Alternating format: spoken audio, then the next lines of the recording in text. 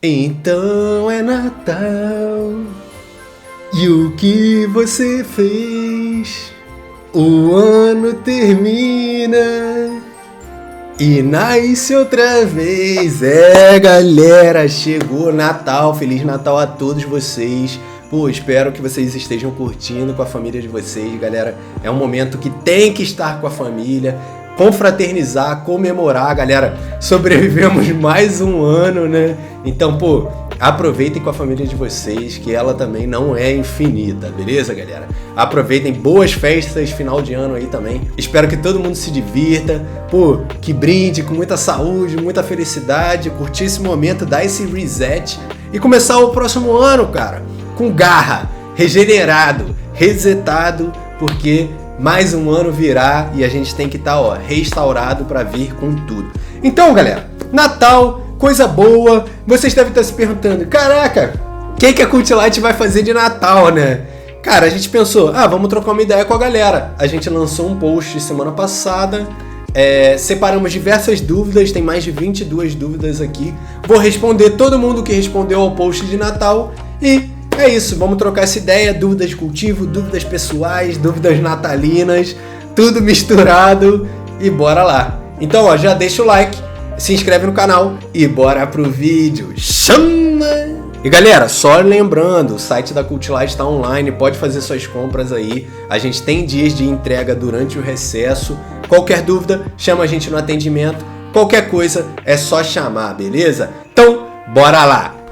Galera, vamos lá. Ó, um primeiro comentário que eu queria responder aqui do Leconha, cara, moderador lá do Matagal. Salve, Leconha, Feliz Natal pra você.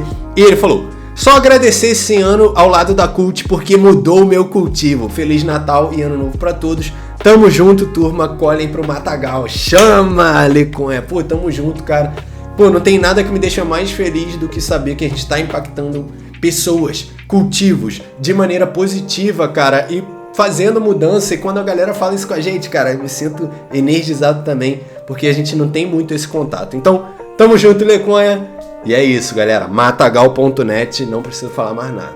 Rodrigo Soares, salve, chama! Aqui, muito arriscado transplante na flora. Caraca, pô, aí, boa pergunta.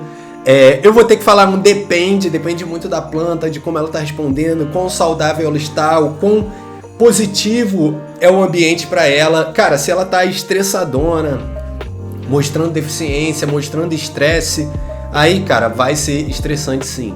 E dependendo da forma que você faz o transplante, não é um transplante de alto estresse. Eu não curto fazer transplante na flora e basicamente eu me programo para não ter que fazer.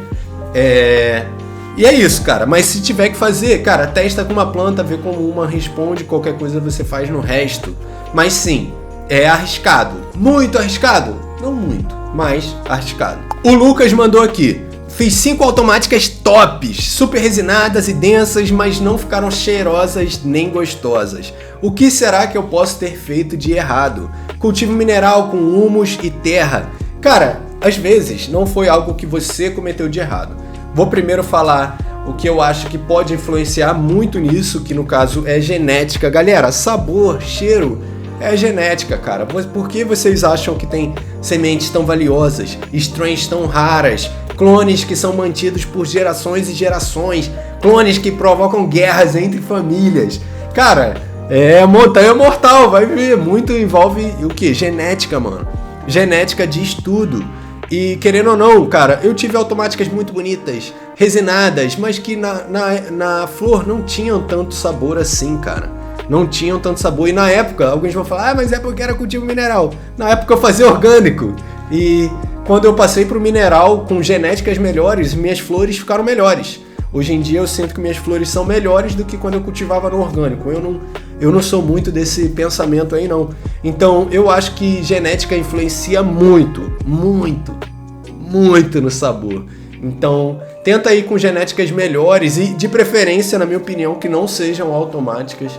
Porque a automática, cara, ela tem muito ruderalis ali na genética. Ruderalis produz menos terpeno, produz menos canabinoide, e isso também impacta um pouco.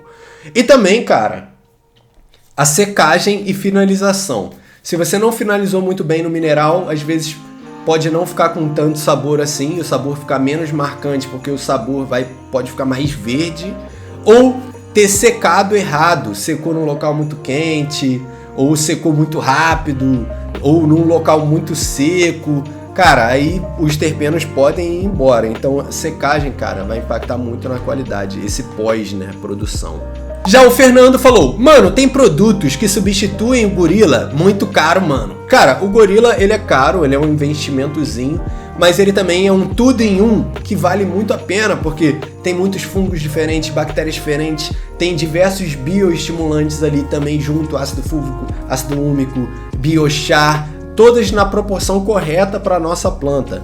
Mas é óbvio que dá para você ter opções mais baratas e mais acessíveis, mas que não são substitutos diretos, beleza? Não são substitutos diretos, mas que são mais acessíveis. Por exemplo, você fazer seus próprios micro-organismos indígenas, capturar eles com arroz, é uma boa.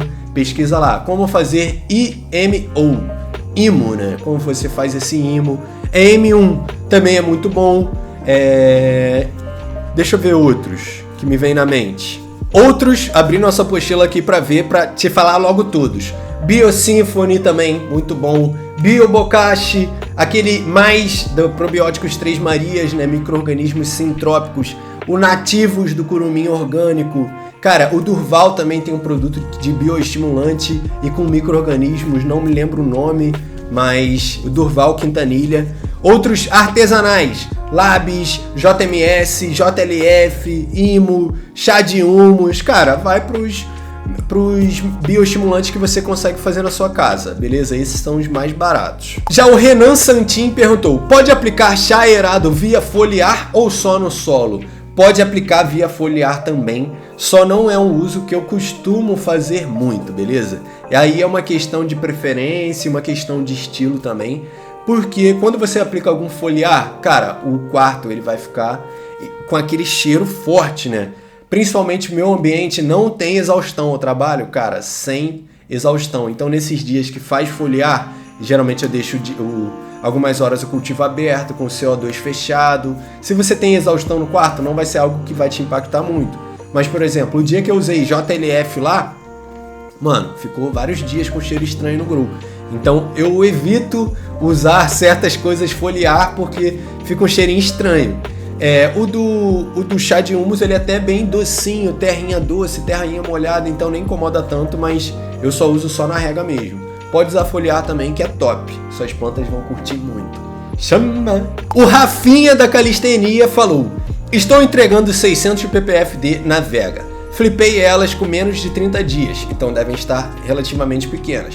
Quero chegar até uns 1000 de ppfd conforme as semanas. Corro risco? Ou consigo expor mais delas por baixo estresse? Consigo mais delas por baixo estresse? Pergunta do Rafinha aqui. Cara, e vamos lá. Essa resposta também é um depende. A gente tem que entender que as plantas não é uma equação matemática. Elas são seres vivos, únicos e diferentes entre si e que dependem muito do ambiente. Vou te falar, a planta, ela aguenta 1000 de ppfd, 1200, tranquilo. Mas ela aguenta isso todo dia? E se o dia tiver um dia ruim para ela em termos de temperatura e umidade? Tudo, a chave de você entregar mais luz tá onde? No VPD, galera. Se o VPD tiver errado, VPD é o que, Cadu? Relação de temperatura e umidade é diferente para cada estágio, os valores que você tem que estar. Se tá errado pro estágio dela, o VPD tá incorreto, vamos supor, 50% do dia, cara, vai ser basicamente 50% do dia que ela vai estar trabalhando muito mal ou quase não trabalhando. Então, aquele excesso de luz que no caso ela poderia utilizar, com os estômatos fechados, ela não vai transpirar bem, não vai respirar bem, aquela luz só fica rajando na pele dela e estressando ela, queimando ela. Então, cara, é difícil falar. Você pode aumentar, mas tudo vai depender do seu ambiente. A minha dica é o quê? Aumenta e analisa a sua planta. Tipo, tira uma foto dela hoje com 600 ppfd. Sobe para uns 800. Já faz esse pulo, cara. Já é quase um grande pulo, quase 50%. Sobe para 800. Vê a resposta da planta. Ela começou a encaracolar para o meio, ela começou a queimar um pouquinho a pontinha, excesso de luz. Muito provável esse excesso de luz é porque é luz demais para ela aguentar? Não, mas simplesmente o ambiente está, a maior parte do dia o ambiente está incorreto para ela e ela não consegue usar aquela luz e aí sim queima ela. Então, corre risco? Depende do seu ambiente, Um colega meu está passando por esse problema agora. Tava com 100 watts, navega ali, a planta ficando bem, top. Colocou luz demais, começou a queimar muito a planta, passou para 200 watts, saca? Então, o ambiente estava muito abafado, deixou os painéis muito perto, a temperatura subiu demais, a umidade subiu demais, ficou tudo errado, a planta não aceita essa luz. O Felipe Zatos falou, chama, gostei! Dá pra fazer crop steering no solo orgânico? Dá sim, cara. Cara, crop steering, galera, vocês têm que entender. Primeiro, tem que ser explicado que crop steering é muito confundido com gestão da irrigação. Crop steering não diz respeito sobre irrigação, é algo muito maior que isso. É algo ali holístico, que diz respeito de tudo da planta. Você deixar mais frio na floração já é um estímulo de crop steering. Sabe? Entende esse tipo de coisa? Você reduziu o nitrogênio na floração, já é crop steering.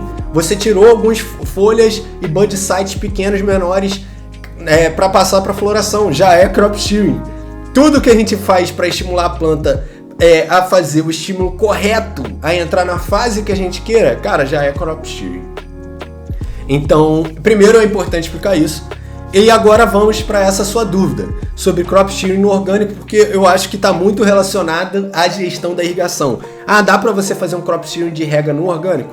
Dá, cara. A única coisa é que é um crop steering que tem períodos diferentes. Caraca, aí, agora essa vai bugar vocês. Vou entrar com um exemplo aqui. Por exemplo, por que a gente usa vaso tão pequeno no mineral?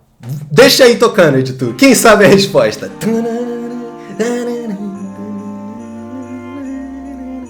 Basicamente, a gente usa vaso pequeno para a gente ter a planta resetando de ciclo, começando um novo ciclo de irrigação todo dia.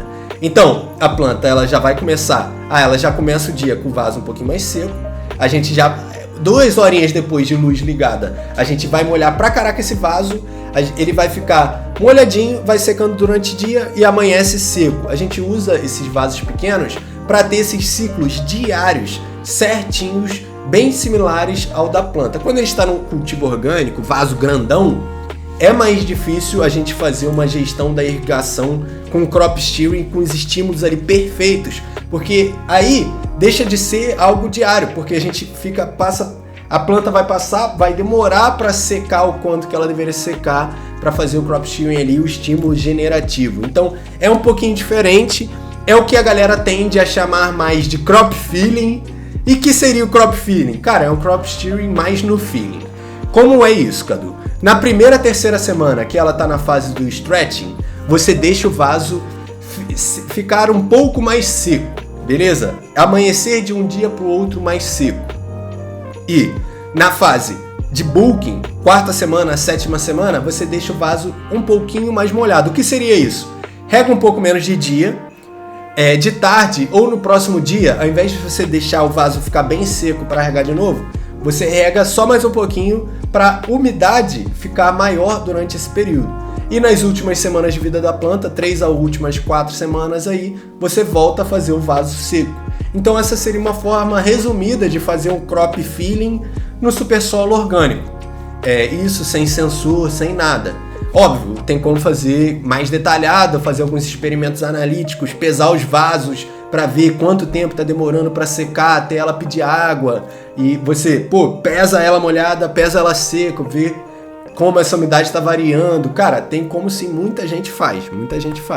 Só é isso, é um pouco mais complexo também de fazer, porque a planta não aceita o excesso de água e é menos comum, né, de ver pessoas fazendo. Mas quem faz bastante isso é o Tecnologia Cavernícola e o True também faz. Qual desumidificador você recomenda? O Rai Francisco Rosa perguntou. Luz desligada, elas transpiram demais e sobe a umidade para quase 70%.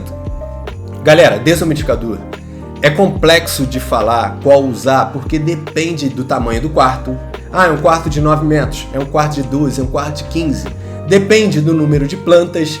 Eu tenho 10 plantas, tenho 5 plantas. Por que depende do número de plantas, Cadu?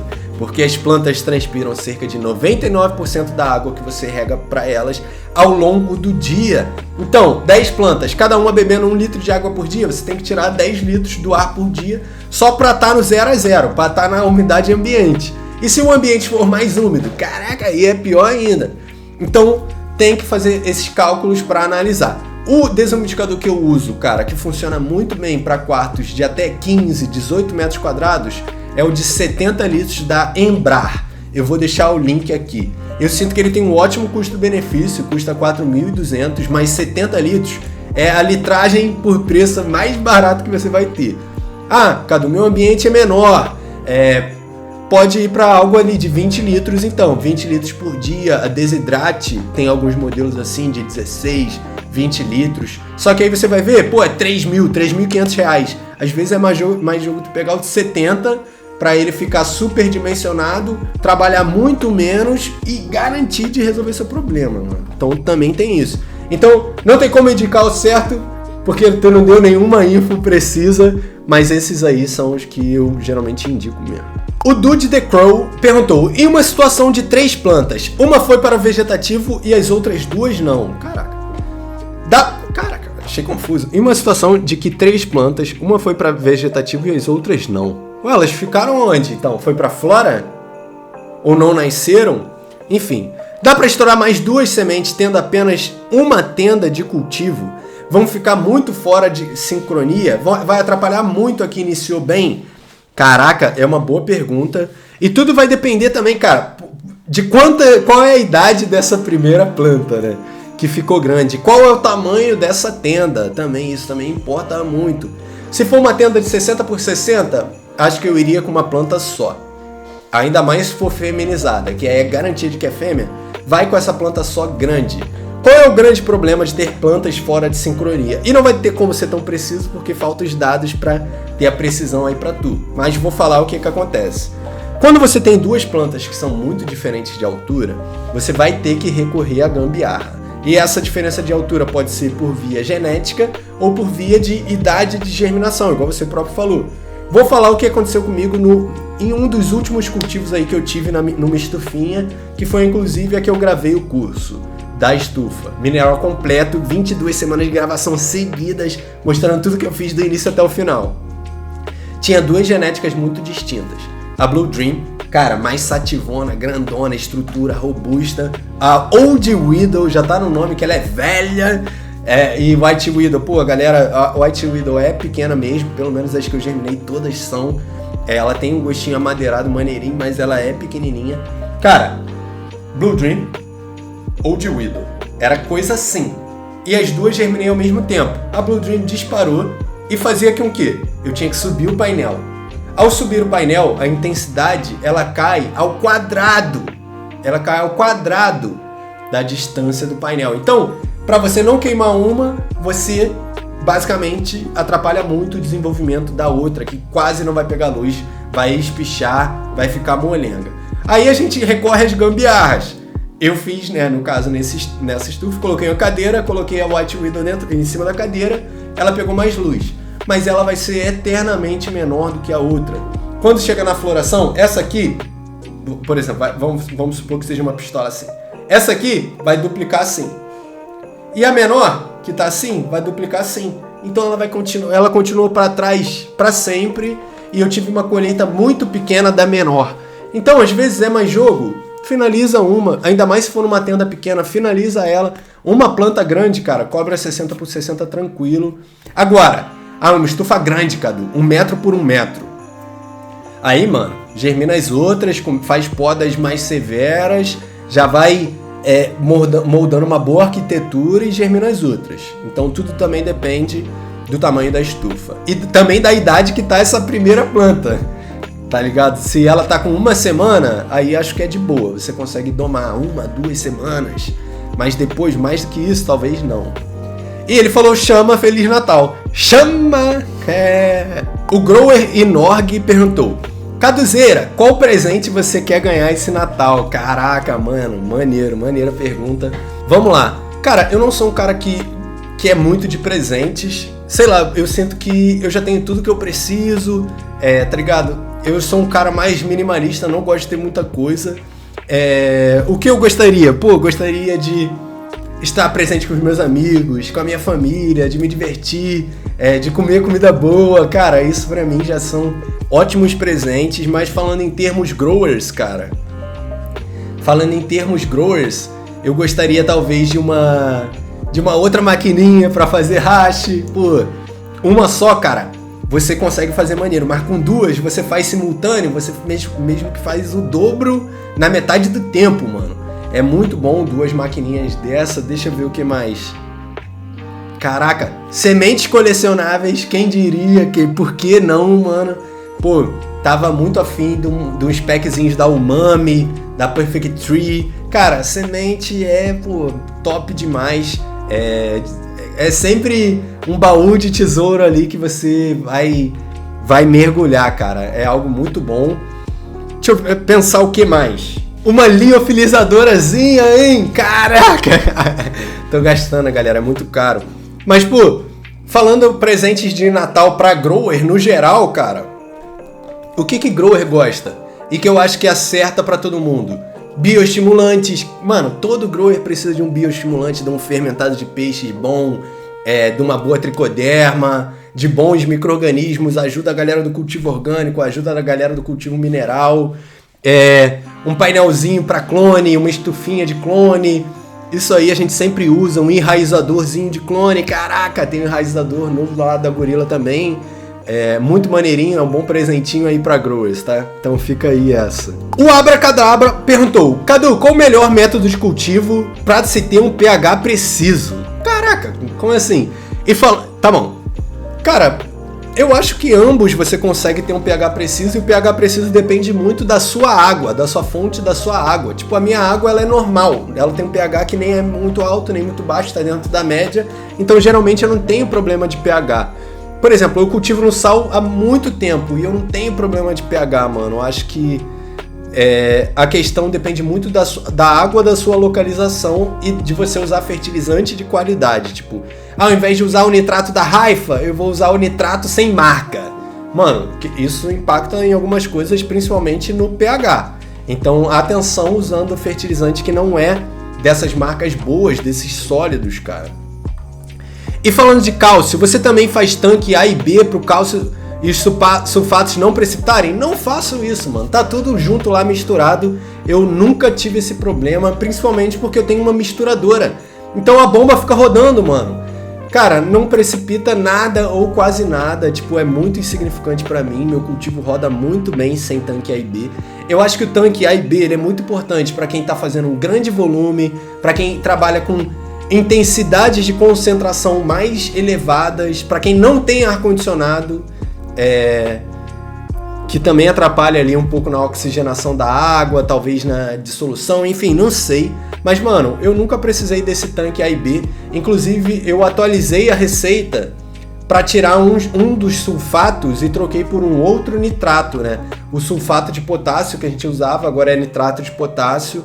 Fiz essa substituição, né? No caso, o Croma fez, para ser algo a menos para precipitar. Então, eu não vejo a necessidade do tanque AB. Funciona muito bem, principalmente para cultivador individual, pessoal. Isso, galera, é problema de quem está num cultivo industrial, num cultivo grande, trabalhando com caldeira concentrada. Eu acho que não é o problema da gente ainda, tá ligado? Esse problema eu nunca tive caô. O Mikael perguntou: como saber o que devo adicionar no meu super solo para levar o segundo ciclo? Caraca! Sendo que no primeiro eu tive que complementar com fertilizante. Cara, sendo bem honesto com você, essa pergunta é a pergunta que vale R$1 milhão. É muito difícil dizer o que você deve suplementar no seu solo sem nem saber qual é o solo. A regra do dedão que a gente usa é você complementar com 10 a 15% dos insumos minerais que você utilizou na mistura do solo. Por exemplo, eu usei no meu solo 1 kg de pó de rocha, então coloca aí uns 150 gramas de pó de rocha nele de novo. E não falando de tufa, nem perlita, nem de humus. Óbvio, humus pode adicionar muito. Mas falando daqueles outros 10% de sais minerais, tortas de ninho, estercos. Cara, coloca de 10 a 15% deles. Vai ser uma regra geral. Mas é isso, cara. Você vai ter que testar o solo, vai ter que descansar ele de novo e vai ter que testar. Porque cada solo é cada solo. Mudou de um humus para usar outro humus, já muda muito a nutrição ali, cara. Então, o orgânico, ele é algo que precisa ter esse sentimento, que precisa ter esse teste. Por isso que a gente começou também a ensinar mais as pessoas a cultivarem no mineral. É porque é muito melhor, é porque, pô, é o melhor dos mundos. Não. Porque é matematicamente replicável. É tipo, use 300 gramas disso, 100 gramas disso, com 5 litros desse substrato que é igual aqui na minha casa, que é igual na sua, super replicável, um método muito fácil de replicar. O orgânico precisa de feeling, precisa do conhecimento, mano. Precisa da experiência, do teste.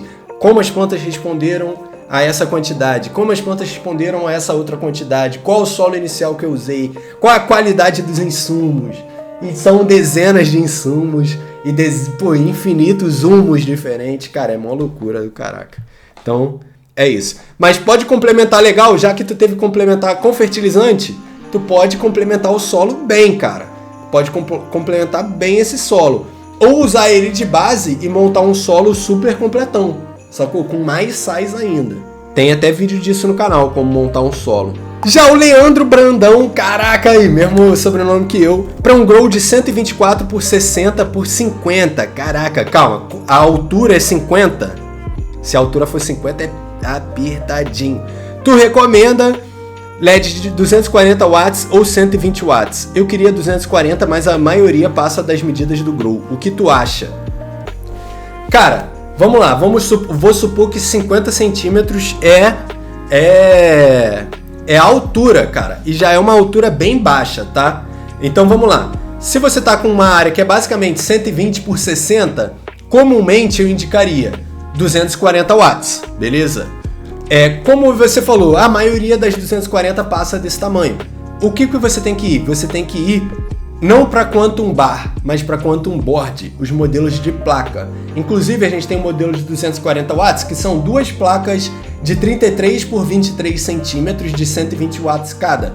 Então você conseguiria colocar duas de 120 watts tendo apenas um equipamento de 240. Eu faria dessa forma, ou duas placas de 120 watts separadas. Essa vai ser o melhor setup. Se você vai para o modelo de barra, ele vai, primeiro que já nem cabe, né, e vai iluminar só um quadrante. Para modelos de estufa retangulares, a gente tende a gostar do modelo de placa. E é um grow somente para flora, que ele falou aqui. Qual foi a maior lição que o cultivo te ensinou esse ano? Caraca, ótima pergunta. Vou falar duas. A primeira é: não menospreze o trabalho que as plantas podem te dar, porque, cara, dependendo do número de plantas que você tem, ou do número de genéticas que você tem, dos clones que você tem que manter, das madres que você tem que manter, sabe, da rega, disso tudo, somado com a rotina da sua vida, cara, você tem sempre que simplificar. Então simplifica para a rotina do seu cultivo encaixar com a rotina da sua vida, cara, para você não se atrapalhar, porque eu tive um cultivo no meio do ano, do meu cultivo secundário, que eu me atrapalhei muito. Muitas viagens, vasos muito pequenos, o grow automático rodou perfeito. Quando você pega a mão ali e consegue automatizar, você ganha muito, não só em performance, mas ganha muito tempo. E nesse cultivo que eu não tive tempo para investir, cara, o resultado não foi tão legal. As plantas, ficaram meio estressadas, dei uma revegetada. Então pensar muito no que você está fazendo e por quanto tempo você vai ter que tomar conta dessas plantas, as coisas que você vai ter que fazer. Tipo, se você não tem tempo para regar, não usa vaso pequeno demais, prefira vaso maior. Se você não tem tempo para misturar nenhum fertilizante, medir nada, vai no cultivo orgânico que você vai se frustrar menos. E também, cara, o cultivo ele sempre ensina muito, que você tem que estar sempre fazendo a manutenção, que você tem que estar sempre estudando, sempre testando e sempre experimentando, sempre analisando, cara. Porque quando você acha que tá tudo perfeito e que você descuida, é aí que dá merda. Então, nunca pare de descuidar das suas plantas, cara. Sempre vai no grow, todo dia entra lá. Ah, tô triste hoje, pô, não queria fazer nada. Cara, não abandona suas plantas. Você fica bem quando você cuida delas. Quando você tá mal, quando você se omite do grow, quando você tá com preguiça, cara, aí que as coisas começam a desandar. Então, pô, tá no mineral? Faz o teste do runoff toda semana mesmo. Não deixa acumular, que depois que acumula é problema, fica feio pro resto do ciclo e depois não tem muito mais o que fazer, tá ligado? Então, é isso. Essas foram as lições. Aprendi muito sobre cálcio e boro, então eu aumentei muito a quantidade de cálcio nas minhas receitas e tô usando o foliarzinho de boro que o Tru me passou. Mano, maneirinho também. Eu sempre falo, micro-organismo vai muito bem no mineral, então comecei a usar muito mais e tô tendo resultados ótimos. Faz aquele top 5 de strains que você cultivou em 2025 e review. Vamos lá. Trap Queen do Compound é a minha número 1, cara. Ela tem esse doce, ela tem um azedo, ela tem um gasoso, ela tem um fermentado. Lembra muito um abacaxizinho fermentado. Alto rendimento, tem um bud appeal do caraca. Planta extremamente resistente. Basicamente nunca tive problema com essa genética. Às vezes algumas na mesa queimam e ela não. Mano, planta extremamente absurda, mano. Extremamente absurda. O Wedding Crasher do Symbiotic, não tem nem o que dizer. Eu acho que é a planta com melhor bud appeal, bag appeal que eu já vi. Planta linda, resinada, tu quase não precisa trimar, quase não precisa defoliar. A planta já sai pronta, muita resina, muito denso, é o bud mais denso que eu tenho. Garlic God do Roku foi a primeira GMO que eu peguei que explodiu minha mente. Germinei 22 sementes para achar uma garlic boa. A garlic não tem aquele gosto de alho forte, que tu parece estar mordendo um pedaço de alho, não é assim. Mas tu fica com condimentado na boca e com gás na boca, muito diferente, achei muito maneiro. E a Sable Z, que é a minha genética de CBD também do Roku Seeds, cara, curto muito ela. Menções honrosas. A Blue Dream da Old School, cara, tirei muito peso com a Blue Dream da Old School, muito peso, muito peso. A Spumoni, cara, Spumoni não lembro de qual breeder é, mas eu curto bastante ela também, ela tem um gosto diferente e ela tem um efeito bem diferente. É um efeito, caraca, você se sente mais pra cima. Eu gostei bastante de levar a Spumoni. A 24K cultivei só no inicinho do ano, uma plantinha só, que era a última que eu tinha, inclusive, tô pra recuperá-la. Mano, não tenho o que dizer da 24K, ela é muito absurda, rende muito e o cheiro é indescritível. Deixa eu ver outras. Sugar Puzz do Exotic, que eu tô cultivando agora no momento. Banana Cheesecake do Old School, tô cultivando agora nesse momento também. Já tá com um cheiro meio funk, meio engraçado, um doce engraçado. E que mais? Tô pra cultivar a Perfect Tree, cara. Tem algumas genéticas que me chamaram bastante atenção deles. Doc Doc, Chantilly, Mimos e Rotten Apple. Tô pra cultivar alguma dessas. Tô pra cultivar alguma da Umami, né? Tô com uma deles que é a Fizzy Drunk. Fizzy Drunk talvez seja do Exotic, enfim. Tô pra pegar umas da Umami também, tem lá na Flora, cupom 10 off. E da Grounded, eu gostei muito da Lime OG e da Strawberry Gummies, beleza? Essas aí estão vindo aí pro futuro. E pra fechar, galera, Medicamente Psicologia mandou uma mensagem aqui que eu achei lindo, que foi: só quero agradecer por toda a dedicação que você tem a essa comunidade e a causa da cannabis. Chama! Você e a galera da Cult são sinistros. Em vários momentos de ansiedade assisti vocês são minha terapia. Pô, galera, tamo junto demais. Vocês também são minha terapia, por incrível que vocês achem que não, mas eu me curo muito quando eu abro uma live, quando eu converso com vocês. Às vezes, cara, eu vou ligar a live, nem tô animado, mano, mas começa a vir os comentários, a galera falando: caraca, vai começar a live do Cadu, bora galera, pô, chama. E a galera já começa a falar os bordões, mano. Eu vou me animando ali 10 minutinhos antes. E, cara, quando eu entro, mano, pô, vocês me dão energia do caraca. Às vezes eu tô num dia ruim, tô ansioso pra fazer live. E aí, mano, fico bem ali quando eu tô em contato com vocês. Enfim, aí o Medicamente Psicologia falou: obrigado a todos vocês, chama, de nada. E vai descansar, mano, desligar a mente que precisa também. É isso, cara, é isso. Quem tiver com dúvida, chama no Matagal, ele ainda complementou. Tamo junto, boas festas, saúde, paz, prosperidade e chama! Caraca, melhor mensagem pra fechar, galera. E é isso. Vou dar uma desligada na mente, ficar um pouco offline essas 2 semaninhas só. O canal vai continuar rodando 100%, tem vídeo aí preparado já até as 2 primeiras semanas de janeiro, então vocês nem vão notar que a gente saiu de nenhum lugar. E eu tô precisando dar uma descansada. Pô, finalizei mestrado, estudando e trabalhando o ano novo, o ano todo, tô muito cansado, é muito fluxo de informação, mano. Às vezes parece que tu vai dar uma tela azul, mano. De tanta coisa, muitos acontecimentos, muitas mensagens, muitas pessoas, muita gente, muito fluxo. Então, precisa dar essa resetada, desligar, tirar o PC da tomada para pensar em ideias, para ser criativo de novo, bolar o próximo ano. O próximo ano já tá, até metade do ano já tá bolado, já tem que ser dito também. Mas para voltar com a energia, sabe, 100%. Então é isso, galera. Só tenho a agradecer a todos vocês, quem curtiu esse videozinho de Natal aqui, essa troca de ideias, mais com resposta de cultivo e respostas malucas. Respondi todas aqui, eu acho. E tamo junto. Tamo junto, tenham boas festas. Novamente, esse ano foi um ano que eu acabei perdendo meu pai. Meu pai tava muito doente, teve AVC, teve câncer também. Então foi um ano muito triste pra mim no início do ano, que eu perdi ele. E basicamente não tem o que fazer. Quando eu lembro, tento só pensar nas coisas boas, não lembrar desse momento que ele ficou doente e tal, que foi muito, muito pesado, mano, e é muito entristecedor. Então, aproveite com a sua família. Eles não têm estadia ilimitada aqui na Terra, então vou aproveitar muito com a minha mãe, com a família da minha namorada, que é minha família também agora. E é isso, galera. Vamos ser felizes, bola pra frente e seguir na nossa revolução silenciosa. Já é? Tamo junto, bota a energia pra cima, sorriso no rosto e bora encarar essa vida, mano, que não é fácil não, mas que vale muito a pena. Já é? Tamo junto, então. Abraço de Cadu e bom cultivo pra geral. Chama!